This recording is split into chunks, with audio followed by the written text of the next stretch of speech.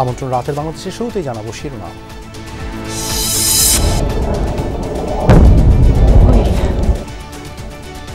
বিধ্বস্ত পারমাণবিক স্থাপনায় তেল আবিবের বোমা নিক্ষেপ, ইরানের 10 সেনা নিহত।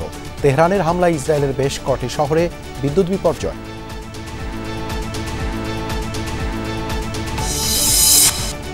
জাতিসংঘের আণবিক শক্তি সংস্থা থেকে বেরিয়ে যেতে ইরানের পার্লামেন্টে বিল উত্থাপন, মস্কোর বৈঠকে সহায়তা দিতে প্রস্তুতির কথা জানালেন পুতিন। হরমুজ প্রণালী বন্ধ হলে তেলের বিশ্ববাজারে অস্থিরতার শঙ্কা, ইরান বেপরোয়া হয়ে ভয়ঙ্কর পথ বেছে নিতে পারে অভিমত বিশ্লেষকদের। রাশিয়ার সাথে দ্বিপাক্ষিক আলোচনার মাধ্যমে ইরান হরমুজ প্রণালীতে ব্লকেট দেওয়ার সম্ভাবনা আছে। সর্বসাকল্যে এটা একটা ভয়ঙ্কর পরিণতির দিকে যাচ্ছে। বিএনপির মামলায় সাবেক সিইসি নুরুল হুদার 4 দিনের রিমান্ড। 2018 সালে শতভাগ ভোট পড়া কেন্দ্রের কর্মকর্তাদের খোঁজে সারা দেশে দুদকের অভিযান। চীনা কমিউনিস্ট পার্টির সঙ্গে বিএনপি প্রতিনিধি দলের বৈঠক, দেশ নির্বাচনী টানেলে বললেন আমির খসরু, জাতীয় সরকার গঠনের আশা। সংক্রমণ ছড়িয়ে পড়ায় রংপুর মেডিকেলের আইসিইউ বন্ধ ঘোষণা, সরিয়ে নেওয়া হয়েছে রোগীদের, জীবাণুমুক্ত করার উদ্যোগ। এছাড়াও রাতের বাংলাদেশে থাকছে। 1 মাস আন্দোলনের পর ধীরে ধীরে স্বাভাবিক হচ্ছে দক্ষিণ সিটির নাগরিক সেবা। ইশরাককে ভুল বোঝানো হয়েছে বললেন স্থানীয় সরকার উপদেষ্টা। আমার উপজেলার যিনি বিএনপির নেতা আছেন তিনি ব্যক্তিগতভাবে অনেক বেশি ওনাকে পরিচিত করেছেন এবং ফাইন্যান্স লজিস্টিক্স দিয়েও হেল্প করেছেন।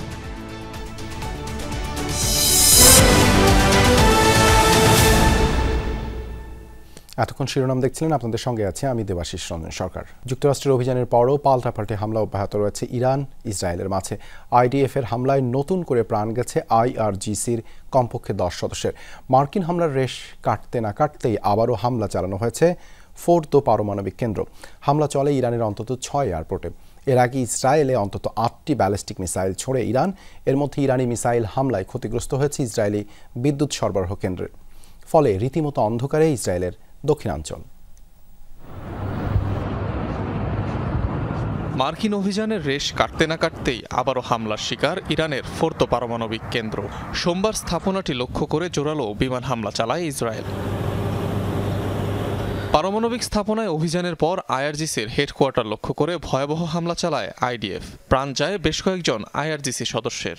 তেহরানের পূর্ব ও পশ্চিমাঞ্চলে বিমান হামলার টার্গেট হয় মিসাইল লঞ্চার, স্যাটেলাইট ব্যবস্থা ও সামরিক রাডার সাইট। বিস্ফোরণের আওয়াজ পাওয়া গেছে ইস্পাহান, পারান্ত, মালার্দ, তাবরিজ সহ কয়েকটি শহরে। অন্তত 6 এয়ারপোর্ট লক্ষ্য করে চলে হামলা। তেহরানের আরো গভীরে হামলা জোরদার করছে আমাদের বিমান বাহিনী। আইআরজিসি সদর দপ্তরের কমান্ড সেন্টারে হামলা করা হয়েছে। তাদের মিসাইল উৎপাদন আর উৎক্ষেপণ ক্ষমতা ধ্বংস করা হচ্ছে। ইসরায়েলের জন্য যা যা হুমকি এমন সব উপাদান টার্গেট করা হবে। এর আগে ইসরায়েলে 8টি ব্যালিস্টিক মিসাইল ছোড়ে ইরান। এর মধ্যে আঘাত এনেছে অন্তত 4টি ক্ষেপণাস্ত্র। ক্ষতিগ্রস্ত ইসরায়েলি বিদ্যুৎ সরবরাহ ব্যবস্থা। বিদ্যুৎহীন হয়ে পড়েছে দক্ষিণাঞ্চলের একাংশ। এর পাশাপাশি আসদোদ, লাচিস শহরে হয়েছে ব্যাপক ক্ষয়ক্ষতি। মানবাধিকার সংস্থাগুলোর দেয়া তথ্যানুযায়ী চলমান ইসরায়েলি অভিযানে এ পর্যন্ত প্রায় 1000 মানুষের মৃত্যু হয়েছে ইরানে। যদিও স্বাস্থ্য মন্ত্রণালয়ের দাবি এ সংখ্যা 500-ও কম। অনিক রহমান, যমুনা নিউজ। পরমাণু কেন্দ্রে মার্কিন হামলার প্রতিবাদে জাতিসংঘের আণবিক শক্তি সংস্থা আইএইএ থেকে বেরিয়ে যাওয়ার উদ্যোগ নিয়েছে ইরান। এই ইস্যুতে বিল উত্থাপনের প্রস্তাব দেওয়া হয় দেশটির পার্লামেন্টে। অন্যদিকে জেনেভায় জরুরি বৈঠক অনুষ্ঠিত হয়েছে আইএইএর। পরমাণু কেন্দ্রে হামলার ঘটনাকে আগ্রাসন আখ্যা দেওয়ার পাশাপাশি সংস্থাটির বিরুদ্ধে অপেশাদার আচরণের অভিযোগও আনে তেহরান। ইরানের ফোর্দো, নাতাঞ্জ এবং ইস্পাহান পরমাণু কেন্দ্রে ভয়াবহ হামলা চালায় যুক্তরাষ্ট্র। তারই প্রতিক্রিয়ায় জাতিসংঘের আণবিক শক্তি সংস্থা আইএইএতে জরুরি বৈঠক ডাকে তেহরান।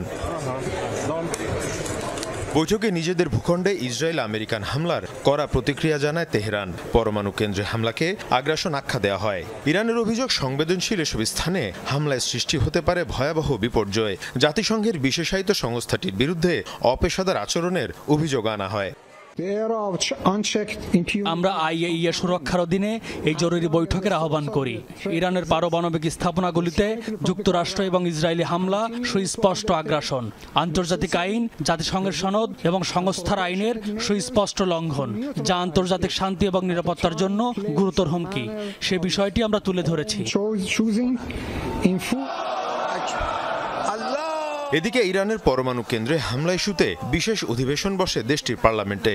আইএইএ থেকে বেরিয়ে যেতে বিল উত্থাপনের প্রস্তাব দেওয়া হয় সময়ে। অভিযোগ, জাতিসংঘের বিশেষায়িত এই সংস্থা পক্ষপাতমূলক আচরণ করছে। ইরানের পার্লামেন্ট আইএইএ এর সাথে ইরানের সহযোগিতা স্থগিত করার বিষয়ে একটি বিল পাশ করার কথা বিবেচনা করছে, কারণ জাতিসংঘের পারমাণবিক সংস্থার পেশাদার আচরণের বাস্তব নিশ্চয়তা দেয়া হচ্ছে না ইরানকে। এদিকে যুক্তরাষ্ট্রের হামলায় ফোর্দো পরমাণু কেন্দ্রে ব্যাপক ক্ষয়ক্ষতির শঙ্কা করছে আইএইএ। মীর মুশফিকা হাসান, যমুনা নিউজ। এদিকে রুশ প্রেসিডেন্ট ভ্লাদিমির পুতিনের সাথে বৈঠক করেছেন ইরানের পররাষ্ট্রমন্ত্রী আব্বাস আরাকচি। সোমবার মস্কোয় বৈঠক করেন দুই নেতা। পরমাণু কেন্দ্রে যুক্তরাষ্ট্রের হামলার পর রাশিয়া সফরে গেলেন ইরানের পররাষ্ট্রমন্ত্রী। বৈঠকে পররাষ্ট্রমন্ত্রী পুতিনকে জানান, ইরানের সার্বভৌমত্ব রক্ষায় বদ্ধপরিকর তার সরকার। সেই লক্ষ্যে যে কোনো ধরনের প্রতিরোধমূলক ব্যবস্থা নেওয়ার অধিকার রয়েছে তেহরানের। অন্যদিকে পুতিন বলেন, ইরানের বিরুদ্ধে যুক্তরাষ্ট্র এবং ইসরায়েলের এই অভিযান উস্কানিমূলক আগ্রাসন। ইরানি জনগণের পাশে রাশিয়া রয়েছে বলেও জানান তিনি।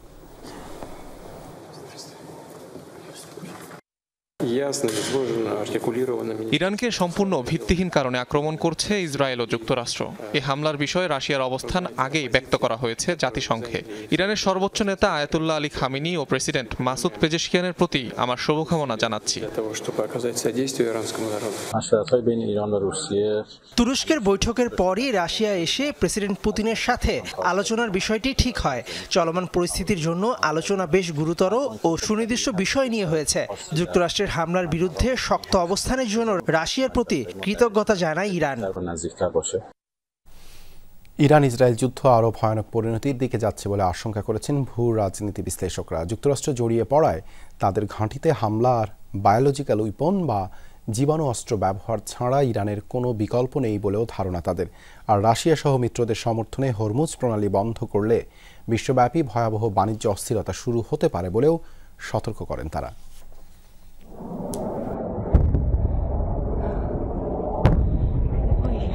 পারমাণবিক স্থাপনায় যুক্তরাষ্ট্রের হামলার পর পাল্টাচ্ছে ইরান ইসরায়েল যুদ্ধের কৌশল। ড্রোন, ক্ষেপণাস্ত্র বা বিভিন্ন ধরনের ভয়াবহ বোমা ব্যবহারের বদলে শক্তিশালী মিত্র পাশে পেতে মরিয়া ইরান। রাশিয়ার প্রেসিডেন্ট ভ্লাদিমির পুতিনের সাথে মস্কোতে বৈঠকও সেরেছেন ইরানি পররাষ্ট্রমন্ত্রী। আর কৌশলগত হরমুজ প্রণালী বন্ধ ঠেকাতে বেইজিং এর দ্বারস্থ হয়েছে ওয়াশিংটন। এ অবস্থায় ইরানও হার্ডলাইনে যাচ্ছে বলে ধারণা বিশ্লেষকদের। প্রথম যেটা সম্ভাবনা সেটা ইরান বায়োলজিক্যাল অস্ত্র ব্যবহার করতে পারে। মধ্যপ্রাচ্যের 12টি দেশে প্রায় 19টি মার্কিন ঘাঁটি আছে। এখানে আক্রমণের একটা সম্ভাবনা রয়েছে। রাশিয়ার সাথে দ্বিপাক্ষিক আলোচনার মাধ্যমে ইরান হরমুজ প্রণালীতে ব্লকেট দেওয়ার সম্ভাবনা আছে। সর্বসাকুল্যে এটা একটা ভয়ঙ্কর পরিণতির দিকে যাচ্ছে। তো ইরানের সংকটটা এখানে উভয় সংকট। তারা যদি জবাব না দেয় একদিকে, তাহলে তাদেরকে দুর্বল বলে মনে হবে। অন্যদিকে তারা যদি জবাব দেয় এবং সেটা যদি বেশি কড়া হয়ে যায়, যদি আমেরিকার বেশ কিছু সৈন্য মারা যায়, তাহলে আমেরিকা এখন যেরকম চাইছে যে ফুল স্কেলে যুদ্ধে জড়াবে না, সেখান থেকে সরে এসে ফুল স্কেলে জড়াতে বাধ্য হতে পারে। এরই মধ্যে হরমুজ প্রণালী বন্ধের অনুমোদন দিয়েছে ইরানি পার্লামেন্ট। দেশটির আওতায় থাকা এ জলপথ দিয়েই বিশ্বের 20% তেল পরিবহন করা হয়, গড়ে দৈনিক পরিমাণ 21 মিলিয়ন ব্যারেল। শেষ পর্যন্ত কৌশলগত এই বাণিজ্যিক রুট ইরান বন্ধ করলে বিশ্ব অর্থনীতিতে অস্থিরতা তৈরির শঙ্কা আছে। বাণিজ্য যুদ্ধ কিন্তু অলরেডি শুরু হয়ে গেছে। সর্বোচ্চ কাউন্সিল এই ব্লকেটটাকে অনুমোদন করে, তাহলে পুরো পৃথিবীতে একটা বাণিজ্যিক অস্থিরতা বা বাণিজ্যিক যুদ্ধের দিকে এটা ধাবিত হবে। হরমুজ প্রণালীতে ইরান যদি ব্লকেড স্থাপন করে তাহলে এটা ভয়াবহ বিশ্ব বাণিজ্য যুদ্ধের দিকে টার্ন নেবে। সো এটার পরিণতি খুবই ভয়াবহ হবে এবং আমরা যারা এশিয়ার ছোটোখাটো দেশ যাদের অর্থনীতি মোটামুটি অবস্থায় আছে, বিশেষ করে বাংলাদেশের মধ্যে এটা বড় ধরনের একটা আমরা বিপদে বা ঝামেলায় পড়ে যাব। এখন পর্যন্ত ইসরায়েল বা আমেরিকা ইরানের যেই অয়েল ফ্যাসিলিটিসগুলো, গ্যাস ফ্যাসিলিটিসগুলো, সেখানে খুব বড় ধরনের কোনো হামলা করেনি, সেগুলোকে খুব বেশি ক্ষতিগ্রস্ত করেনি। কিন্তু ইরান যদি হরমুজ প্রণালী বন্ধ করে দেয় তাহলে তারা সেটাও হারাতে পারে। তাছাড়া ইরানের এই প্রণালী বন্ধ করে দিলে আশেপাশের সবগুলো আরব রাষ্ট্র ক্ষতিগ্রস্ত হবে, এমনকি তাদের যে মিত্র চীন তারাও ক্ষতিগ্রস্ত হবে। সুতরাং কেউই চাইবে না আসলে যে ইরান এরকম একটা পদক্ষেপ নেক, সেজন্য চীন হয়তো তাদেরকে রিকোয়েস্ট করবে না করার জন্য। কারো মধ্যস্থতায় আলোচনা বা সমাধানের লক্ষণ এখনো দৃশ্যমান নয়। তারপরও বিশ্বাস আরেকটি বড় বা দীর্ঘমেয়াদী যুদ্ধ দেখতে চায় না বেশিরভাগ দেশ। মাহফুজ মিশু, যমুনা নিউজ, ঢাকা।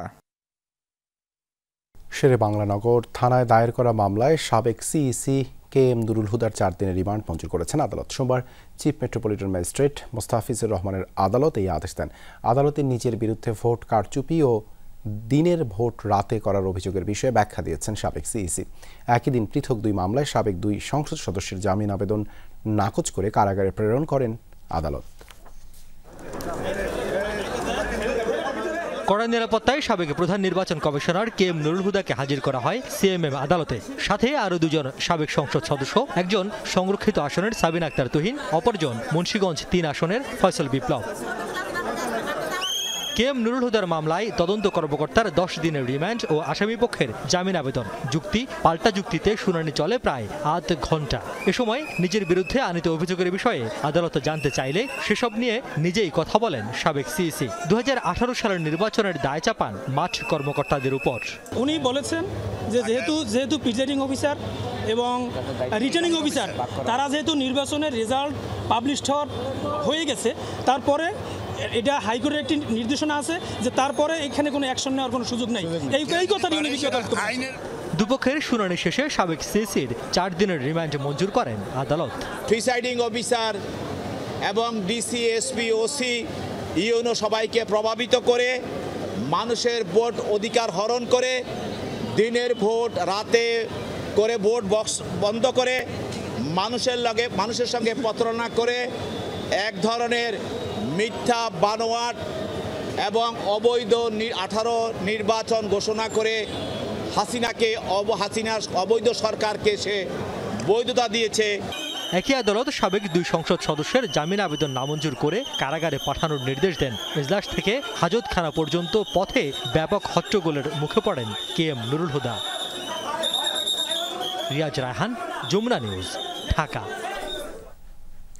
সাবেক সিইসি নুরুল হুদাকে মব করে হেনস্থা কোনোভাবেই গ্রহণযোগ্য নয় বলে মন্তব্য করেছেন স্বরাষ্ট্র উপদেষ্টা জাহাঙ্গীর আলম চৌধুরী। তিনি বলেন, পুলিশের কেউ জড়িত থাকলেও ছাড় পাবে না। সচিবালয়ে ব্রিফিংয়ে সাবেক সিইসিকে হেনস্থার ঘটনায় সরকারের নিন্দার পাশাপাশি জড়িতদের বিরুদ্ধে আইনি ব্যবস্থা নেওয়ার কথা জানিয়েছেন পরিবেশ উপদেষ্টা। সাবেক প্রধান নির্বাচন কমিশনার নুরুল হুদাকে উত্তরার বাড়ি থেকে রোববার গ্রেফতার করে নিয়ে যায় পুলিশ। তার আগে সেখানে মব সৃষ্টি ও হেনস্থার পরিবেশ সৃষ্টি করে একদল লোক। সোমবার সকালে গাজীপুরে এক অনুষ্ঠানে স্বরাষ্ট্র উপদেষ্টা জাহাঙ্গীর আলম চৌধুরী কথা বলেন সাবেক প্রধান নির্বাচন কমিশনারের হেনস্থার বিষয়ে। জানান, নুরুল হুদাকে মব করে হেনস্থা কোনোভাবেই গ্রহণযোগ্য নয়। পুলিশের উপস্থিতিতে এ ধরনের ঘটনায় বাহিনীর কেউ জড়িত থাকলে তা তদন্ত করে আইনগত ব্যবস্থা নেওয়া হবে।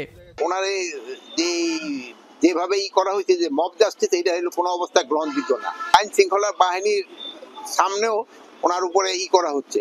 এটার জন্য আমরা একটা তদন্ত করে দেখব। এটার সাথে যদি কোনো আইন শৃঙ্খলা বাহিনী জড়িত থাকে তাদের বিরুদ্ধে আমরা আইনানুগ ব্যবস্থা নিব। সচিবালয়ে আরেক উপদেষ্টা সৈয়দা রেজওয়ানা হাসান বলেন, সাবেক প্রধান নির্বাচন কমিশনার নুরুল হুদাকে লাঞ্ছিতের ঘটনায় নিন্দা জানিয়েছে সরকার। জানান, জড়িতদের বিরুদ্ধে নেওয়া হচ্ছে আইনি ব্যবস্থা। আপনারা অলরেডি সরকারের একটা বক্তব্য দেখেছেন। সরকার একটা বিবৃতি দিয়ে কেবল নিন্দা জানায়নি, সরকার এই কথাটাও বলেছে যে এই ব্যাপারে প্রয়োজনীয় পদক্ষেপ গ্রহণ করা হবে। একটু আগে দেখেছি স্বরাষ্ট্র উপদেষ্টা মহোদয় বলেছেন যে যারা এটার জন্য দায়ী তাদের বিরুদ্ধে যথাযথ আইনি ব্যবস্থা তারা গ্রহণ করবে। সরকার মব সংস্কৃতি বন্ধের চেষ্টা করছে বলেও জানান সৈয়দা রেজওয়ানা হাসান। এটা প্রত্যেকেরই আসলে আত্মবিশ্লেষণের একটা জায়গা আছে। ফয়সাল মাহমুদ, যমুনা নিউজ, ঢাকা। 2018 সালে জাতীয় নির্বাচনে শতভাগ ভোট পড়েছে এমন কেন্দ্রের সংশ্লিষ্ট কর্মকর্তাদের খুঁজছে দুদক। ভোট কারচুপির সাথে জড়িত এসব ব্যক্তিদের তথ্য পেতে নির্বাচন কমিশনে চিঠি পাঠিয়েছে সংস্থাটি। একই সঙ্গে ক্ষমতার অপব্যবহার করে 2014 ও 2024 নির্বাচনে প্রভাব বিস্তারকারীদের অনুসন্ধান চলছে বলেও জানিয়েছেন দুদক মহাপরিচালক।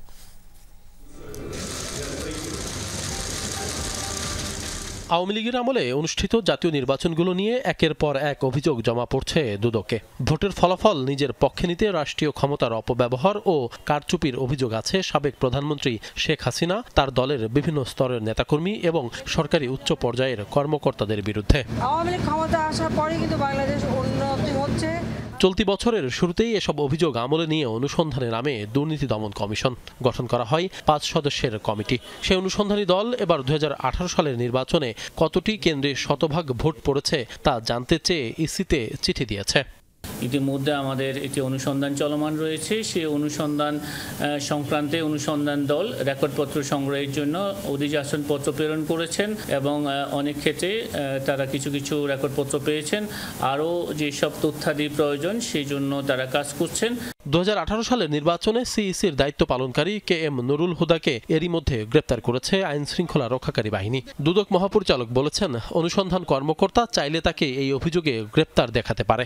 আমাদের যে অনুসন্ধান দল রয়েছেন এইটা তাদের এখতিয়ার, তারা যদি মনে করেন কোনো আসামিকে গ্রেপ্তার করার প্রয়োজন এই পর্যায়ে সেই উদ্যোগ তারা নেবেন।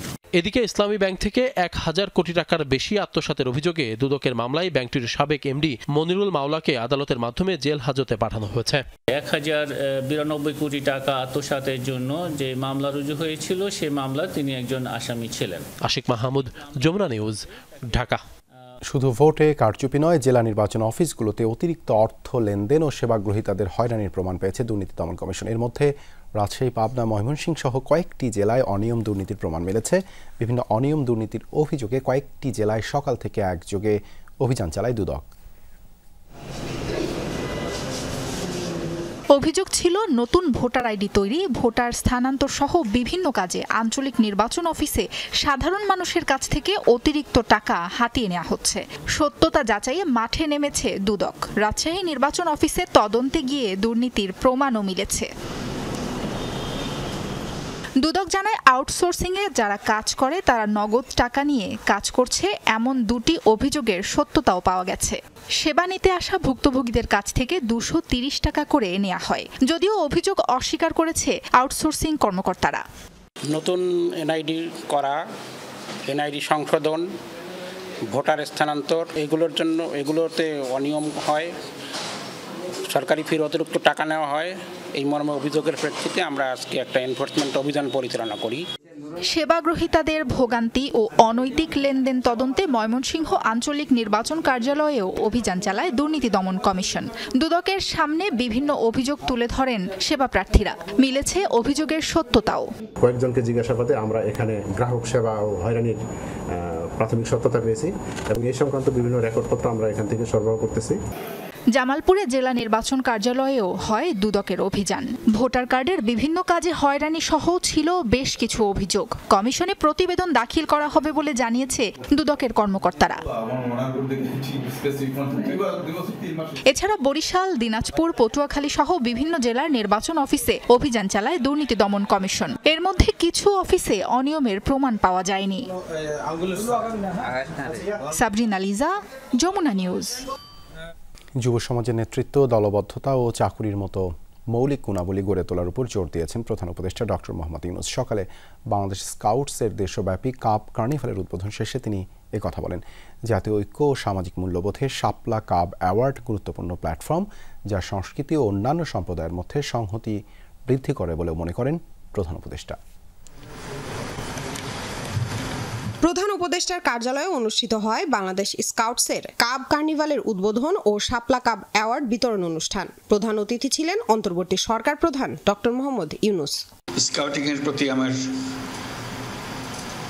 দুর্বলতা বলো, উৎসাহ বলো, সব জড়িয়ে আছে।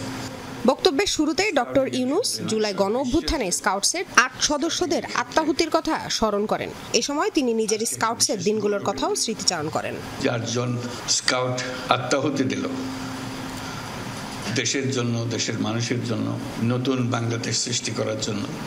অন্তর্বর্তী সরকার প্রধান যুব সমাজের নেতৃত্ব, দলবদ্ধতা ও চাকরির মতো মৌলিক গুণাবলী গড়ে তুলতে কার্নিভালের মতো আয়োজনের উপর জোর দেন। বলেন, শাপলা কাব অ্যাওয়ার্ড সংস্কৃতি ও অন্যান্য সম্প্রদায়ের মধ্যে সংহতি বৃদ্ধি করে। তোমার জীবনের দরজা খুলেছে এবং তোমার দায়িত্ব হলো আর অন্যদের দরজা খুলে দেওয়া, কারণ তুমি যে দরজা খুলে দেবে পরের জনের দায়িত্ব হলো দরজা আরো বড় করে খোলা। তুমি যদি না খোলো এই দরজা বন্ধ থেকেই যাবে। জাতি সংস্কার ও নৈতিক উন্নয়নে স্কাউটসদের মাধ্যমে সেবা ও দায়িত্ববোধ গড়ে তোলার উপর গুরুত্বারোপ করেন ডক্টর ইউনূস। আশা করি বর্তমান যে স্কাউটিং এর যে কর্মসূচি, এই এলিমেন্টগুলো, এই দিকগুলো থাকবে, যাতে করে পৃথিবী আবিষ্কার করার, নিজেকে আবিষ্কার করার একটা সুযোগ তরুণরা পায়। সমাজ রাষ্ট্র বিনির্মাণে স্কাউট সদস্যদের ভূমিকা রাখার আহ্বান জানান প্রধান উপদেষ্টা।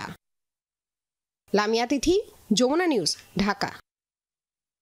ভারতের পশ্চিমবঙ্গ রাজ্যের মুখ্যমন্ত্রী মমতা বন্দ্যোপাধ্যায়ের সাথে বৈঠক করেছেন দেশটিতে নিযুক্ত বাংলাদেশের হাইকমিশনার রিয়াজ হামিদুল্লাহ। সোমবার কলকাতায় মমতার সাথে তার দপ্তরে সাক্ষাৎ করেন হাইকমিশনার রিয়াজ হামিদুল্লাহ। বৈঠকে দুই দেশের স্বার্থ সংশ্লিষ্ট বিভিন্ন বিষয়ে আলোচনা হয়। এটি ছিল ভারতের কোনো মুখ্যমন্ত্রীর সাথে বাংলাদেশের নবনিযুক্ত হাইকমিশনারের প্রথম সৌজন্য সাক্ষাৎ। দীর্ঘ প্রায় 9 বছর পর বাংলাদেশের কোনো হাইকমিশনার পশ্চিমবঙ্গের মুখ্যমন্ত্রীর সাক্ষাৎ পেলেন। ভবিষ্যৎ বাংলাদেশের সাথে নিজের যোগাযোগ অব্যাহত রাখার প্রত্যয় ব্যক্ত করেন মমতা। বিএনপির ভারপ্রাপ্ত চেয়ারম্যান তারেক রহমানকে চীন সফরের আনুষ্ঠানিক আমন্ত্রণ জানিয়েছে কমিউনিস্ট পার্টি অব চায়না। চীনের কমিউনিস্ট পার্টির সঙ্গে বৈঠক শেষে বিএনপি মহাসচিব মির্জা ফখরুল ইসলাম আলমগীর আঞ্চলিক রাজনীতিতে চীনের নেতৃত্বের উদ্যোগকে ইতিবাচক আখ্যায়িত করেন। অন্যদিকে বিএনপির স্থায়ী কমিটির সদস্য আমির খসরু মাহমুদ চৌধুরী বলেন, গোটা জাতি এখন নির্বাচনী টানেলে প্রবেশ করেছে।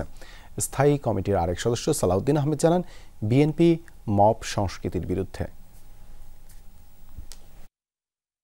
5 দিনের চীন সফরের প্রথম দিনে চীনের পিপলস গ্রেট হলে কমিউনিস্ট পার্টি অফ চায়নার পলিট ব্যুরোর সদস্য লি হংঝং এর সঙ্গে বৈঠক করেন মহাসচিব মির্জা ফখরুল ইসলাম আলমগীরের নেতৃত্বে বিএনপি প্রতিনিধি দল। দুই দল ও দুই দেশের মধ্যকার সম্পর্ক আরও গভীর ও নতুন মাত্রা লাভ করবে বলে আশাবাদ ব্যক্ত করেন সিপিসি নেতা লি হংঝং। আমন্ত্রণ জানান বিএনপির ভারপ্রাপ্ত চেয়ারম্যান তারেক রহমানকে চীন সফরের। আঞ্চলিক রাজনীতিতে চীনের নেতৃত্বের ইতিবাচক উদ্যোগের পরিধি বাড়িয়ে তা বহুপাক্ষিক করার আশা ব্যক্ত করেন বিএনপি মহাসচিব মির্জা ফখরুল ইসলাম আলমগীর। এর আগে চায়না রেলওয়ে গ্রুপ লিমিটেড পরিদর্শন করে বিএনপি প্রতিনিধি দল। এদিকে বিকেলে গুলশানে দলের চেয়ারপারসনের কার্যালয়ে যুগপৎ আন্দোলনের দল, গণফোরাম ও এনডিএম এর সঙ্গে বিএনপির লিয়াজো কমিটির বৈঠক অনুষ্ঠিত হয়। বৈঠক শেষে স্থায়ী কমিটির সদস্য আমির খসরু মাহমুদ চৌধুরী বলেন, লন্ডনে ডক্টর ইউনূস তারেক রহমান বৈঠকে ফেব্রুয়ারির প্রথমার্ধে নির্বাচনের ঘোষণায় সব শঙ্কা দূর হয়েছে। ফেব্রুয়ারির প্রথমার্ধে নির্বাচনের যে আলোচনা জনগণ সেটা অত্যন্ত ইতিবাচকভাবে নিয়েছেন। সমস্ত জাতি এখন নির্বাচনী টানেলে প্রবেশ করেছে। আমরা সবাই নির্বাচনের দিকে এগিয়ে যাচ্ছি।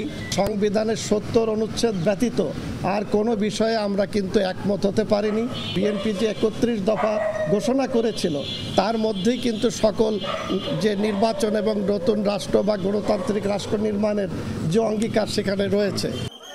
সাবেক সিইসি নুরুল হুদাকে ঘিরে মব সৃষ্টির ঘটনায় দলের নেতারা জানান, বিএনপি মব সংস্কৃতির বিরুদ্ধে।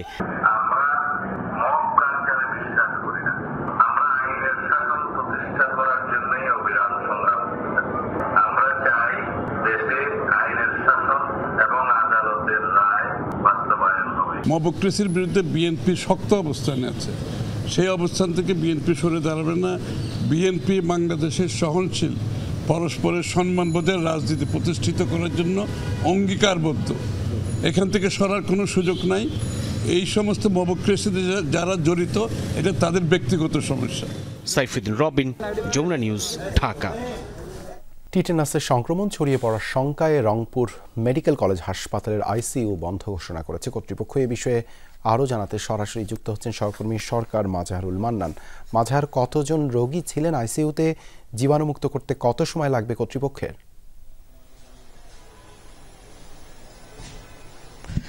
দেবাশিস, যে তথ্যটি আপনাকে দিতে চাই যে কিছুক্ষণ আগে এখানে এই যে আমি আইসিইউতে আছি, এই আইসিইউ পরিদর্শন করে গেছেন রংপুর মেডিকেল কলেজ হাসপাতালের পরিচালক ব্রিগেডিয়ার জেনারেল জনাব আশিকুর রহমান সহ এই আইসিইউর ইনচার্জ এবং রংপুর মেডিকেল কলেজের উপাধ্যক্ষ এসেছিলেন। তিনি প্রথমে যেটি বলেছেন যে এটিতে আতঙ্কিত হওয়ার কিছু নেই। আর তথ্যটি হচ্ছে এরকম যে আজ দুপুরবেলা যেটি জানিয়েছেন এই ওয়ার্ডের যে কর্তব্যরত চিকিৎসক ডাক্তার আব্দুল্লাহ হিল বাড়ি, তিনি যেটি জানিয়েছেন যে এই হাসপাতালে দুপুরের দিকে একজন রোগীর টেটিনাস শনাক্ত হয়। এই শনাক্ত হওয়ার পরে তাকে এখান থেকে আইসোলেশন সেন্টারে নেওয়া হয় এবং আইসোলেশন সেন্টার থেকে নেওয়ার পরে আরো 6 জন রোগীকে এখান থেকে বিভিন্ন ওয়ার্ডে, অর্থাৎ যে ওয়ার্ডের রোগী এখানে এসেছিলেন সেই ওয়ার্ডে নেওয়া হয় এবং তাদের অবস্থা কিছুটা ভালো ছিল এবং সর্বশেষ 3 জন রোগী লাইফ সাপোর্টে ছিলেন, তার মধ্যে একজন কিছুক্ষণ আগে বের হয়ে গেছে, এ কথা তিনি বলছিলেন। এবং এটি যেন দ্রুত এই জায়গাটি অধিকতর ঝুঁকি মনে করে অধিকতর নিরাপত্তার জন্য এখান থেকে রোগীদেরকে অন্য জায়গায় শিফট করা হয়েছে বলে জানিয়েছেন যে রংপুর মেডিকেল কলেজ হাসপাতালের যিনি পরিচালক জনাব ব্রিগেডিয়ার জেনারেল আশিকুর রহমান। এবং আমরা এখন যেটি দেখছি যে বেশ কয়েকজন যারা এখানে রোগী আছেন এখনো, তাদের স্বজনরা কিন্তু এখানে আছেন এবং বারবারই যেটা বলা হচ্ছে এটি আতঙ্কের কিছু নেই। এখান থেকে এটি আগামীকাল এটি পরিষ্কার পরিচ্ছন্নতা কার্যক্রম শুরু হবে। আমার প্রশ্ন ছিল যে আইসিডিআর এর লোকজন আসবেন কিনা। তিনি পরিচালক যেটি বলেছেন যে তাদের লাগবে না, ঢাকায় কথা হয়েছে, এখানে মেডিকেলের ব্যবস্থাপনাতে এটি পরিষ্কার হবে এবং পরিষ্কার হতে 2-3 দিন সময় লাগতে পারে, যেটি ডাক্তার আব্দুল্লাহ হেল বাড়ির ভাষায় যে 3-4 দিনও লাগতে পারে, ততদিনে এইটি। ধন্যবাদ মাঝার যুক্ত হবার জন্য। করোনায় গত 24 ঘন্টায় প্রাণ হারিয়েছেন আরও 3 জন, 1 মাসে মারা গেছেন 19 জন। যদিও চিকিৎসকরা বলছেন অন্য জটিল রোগেও আক্রান্ত ছিলেন তারা, তবে করোনা প্রতিরোধে স্বাস্থ্য অধিদপ্তরের যথেষ্ট প্রস্তুতি ও ব্যবস্থা নেই বলে অভিযোগ জনস্বাস্থ্য বিশেষজ্ঞের। জানাচ্ছেন আরিফুর রহমান সবুজ। কোরবানির ঈদের আগেও ডিএনসিসির এই কোভিড ডেডিকেটেড হাসপাতালে রোগীর সংখ্যা ছিল হাতে গোনা 2-1 জন। এরপর থেকেই হাসপাতালটিতে প্রতিদিনই বাড়ছে আক্রান্ত রোগীর সংখ্যা। সোমবার সকাল পর্যন্ত হাসপাতালটিতে ভর্তি 15 জন করোনা আক্রান্ত রোগী, যাদের বেশিরভাগই এসেছেন ঢাকার বাইরে থেকে। আশেপাশে কারণ নাই, এটা হঠাৎ করে আমরা ওই যে দেখতেছি একটু হালকা জ্বর আছে, তখনই আনে আপনার এই টেস্ট করাইছি আর কি। বাড়িতে একটু জ্বর ছিল, তো জ্বরের পর পরীক্ষার সময় এলো করোনা ধরা পড়ছে। করোনা ধরা পড়ার পর ওরা আবার ট্রান্সফার করে আমাদের এই জায়গায় 5 দিন আগে পাঠিয়ে দিচ্ছে। স্বাস্থ্য অধিদপ্তরের তথ্য বলছে মূলত জুনের প্রথম সপ্তাহ থেকেই বাড়তে শুরু করে করোনার নতুন ভেরিয়েন্টে আক্রান্তের সংখ্যা। প্রথম 23 দিনেই ভাইরাসটিতে আক্রান্ত হয় 294 জনের শরীরে। গেল 1.5 বছর পর করোনায় মারা যাওয়া 19 জনের প্রত্যেকেই প্রাণ হারিয়েছেন এ মাসেই। চিকিৎসকরা বলছেন মারা যাওয়া বেশিরভাগই করোনার পাশাপাশি ভুগছিলেন অন্যান্য জটিল রোগে। সবগুলো কোভিডের সাথেই কোনো না কোনো রোগ, তাদের কোমরবিড কন্ডিশন, কারো ডায়াবেটিস, কারো প্রেশার, কারো কিডনির সমস্যা, কারো হার্টের সমস্যা, একদম প্রত্যেকটা রোগীরই কোভিডের সাথে অন্য কোনো সমস্যা আছে। ওমিক্রনের নতুন উপধরনের সংক্রমণ বাড়বে এমন সতর্কতা ছিল আগেই, কিন্তু এ নিয়ে তৎপরতা নেই স্বাস্থ্য অধিদপ্তরের, অভিযোগ জনস্বাস্থ্য বিশেষজ্ঞদের। করোনাকে নিরন্তর নিবিড়ভাবে নজরদারির মধ্যে রেখে এর জিন বিন্যাসগুলোর পরীক্ষা করা এবং সেই নতুন জিন বিন্যাস বা মিউটেটেড যে ভাইরাসগুলো, উপধরনগুলো, সেগুলোর সংক্রমণ ক্ষমতা নিয়েও আমাদের নজরদারি করা উচিত ছিল, কিন্তু সেটি আমাদের করা হয় নাই। সংক্রমণ বাড়ার সাথে সাথে প্রস্তুতি আরও বাড়ানোর কথা বলছে কোভিড ডেডিকেটেড হাসপাতালগুলো। কোভিড রোগীদের জন্য আলাদা করে আইসোলেটেড ওয়ার্ড এবং আইসিইউ সেবা চালু আছে এবং তাদের জন্য ডেডিকেটেড নার্স, সিস্টার, প্রপার পিপি প্রোটেকশন সহ সবকিছু ব্যবস্থা চালু আছে। 2020 সালে করোনার সংক্রমণ শুরুর পর থেকে এখন পর্যন্ত আক্রান্ত হয়েছে 2,51,756 জন, মৃত্যু হয়েছে 29,515 জনের। আরিফুর রহমান সবুজ, যমুনা নিউজ, ঢাকা। সম্পদ পাচারই বাংলাদেশের দারিদ্র্যের মূল কারণ বলে মন্তব্য করেছেন ডক্টর সিরাজুল ইসলাম চৌধুরী। তিনি বলেন, পাকিস্তান আমলেও অর্থ পাচার হতো, এখনও এদেশের শাসক গোষ্ঠী সম্পদ পাচার করছে। পাশাপাশি ধর্ষণ, খুন এখন বাংলাদেশের ছবি বলে মন্তব্য করেছেন তিনি। এসব বন্ধ করতে সামাজিক বিপ্লব প্রয়োজন বলে মনে করেন এই বুদ্ধিজীবী। বুদ্ধিবৃত্তিক যাত্রায় সবসময় জাতিকে পথ দেখিয়েছেন তিনি। তাকে বলা হয় সৃজনশীলতার বাতিঘর। তিনি সিরাজুল ইসলাম চৌধুরী। 90তম জন্মদিনে ফুলেল শুভেচ্ছায় সিক্ত হলেন ভক্ত, গুণগ্রাহী আর শিক্ষার্থীদের কাছ থেকে। বাংলা একাডেমির আব্দুল করিম সাহিত্য বিশারদ মিলনায়তনে এই আয়োজন করে নতুন দিগন্ত। জন্মদিনের আলোচনায় উঠে আসে ৭১-এর মুক্তিযুদ্ধ ও জাতীয়তাবাদ প্রসঙ্গ। জাতীয়তাবাদ সবাই রাখলো, সরকার বদল হলো এবং পরবর্তী সরকার পূর্ববর্তী সরকারের চাইতে অধিক প্রতিক্রিয়াশীল বলে প্রমাণিত হলো। কিন্তু সেই সরকারগুলো ওই জাতীয়তাবাদকে রেখেছে নিজেদেরকে জাতীয় পার্টি, জাতীয়তাবাদী ইত্যাদি পরিচিত দিয়েছে। তার মতে সম্পদ পাচারের কারণেই বাংলাদেশ দারিদ্রতার দুষ্টচক্র থেকে মুক্তি পায়নি। আমাদের সম্পদ পাচার হয়ে যাচ্ছে এবং এই সম্পদ পাকিস্তানিরা পাচার করছে। এই পাকিস্তানের এখন বাংলাদেশি যারা শাসক তারা পাচার করছে এবং উলঙ্গভাবে পাচার করছে, সেইটা তো আমরা দেখছি। এবং এই সম্পদ পাচারের জন্য আজকে বাংলাদেশের এই দারিদ্র। সিরাজুল ইসলাম চৌধুরীর বক্তব্যে উঠে আসে লামিয়া হত্যার মতো সাম্প্রতিক ইস্যু। এই যে লামিয়ার হত্যা, এইটাই তো বাংলাদেশের এখন ছবি। এই ছবি বদল করতে হলে যেটা হবে সেটা হচ্ছে একটা সামাজিক বিপ্লবের দরকার। যে বিপ্লব ব্যক্তিগত মালিকানার জায়গায় সামাজিক মালিকানা প্রতিষ্ঠা করবে এবং সেইখানে মানুষের মুক্তি আসবে, প্রকৃত গণতন্ত্র আসবে। দেশে দেশে যে গণহত্যা চলছে তার জন্য সম্পদের মালিকানাকে দায়ী করেন সিরাজুল ইসলাম চৌধুরী। এর বদলে সামাজিক মালিকানা প্রতিষ্ঠার কথা বলেন এই শিক্ষক। আজকে যে ব্যবস্থা সামাজিক। শাকিল হাসান, যমুনা নিউজ, ঢাকা। এই ছিল রাতের বাংলাদেশে। এতক্ষণ আমাদের সাথে থাকার জন্য ধন্যবাদ।